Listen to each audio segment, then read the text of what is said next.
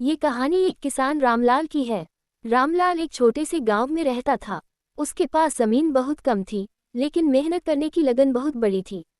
सुबह सूरज निकलने से पहले ही वह खेत की ओर निकल जाता और देर शाम तक काम करता। कभी बैलों से हल चलाता तो कभी पौधों को पानी देता।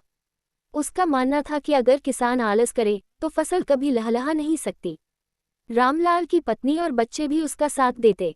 बच्चे पढ़ाई करने के बाद खेत में जाकर पौधों की देखभाल करते।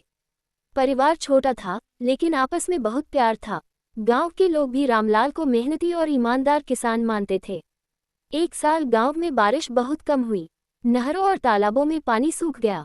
कई किसानों की फसलें बर्बाद हो गईं। रामलाल भी चिंता में डूब गया। उसने सोचा कि अगर इस साल भी फसल खराब हुई तो परिवार का गुजारा कैसे होगा। लेकिन उसने हिम्मत नहीं हारी। उसने खेत में नहर खोदकर बारिश का पानी जमा करने का उपाय ढूंढा। साथ ही उसने ऐसी फसलें बोई जिन्हें कम पानी की जरूरत होती थी। धीरे धीरे उसका प्रयोग सफल हुआ।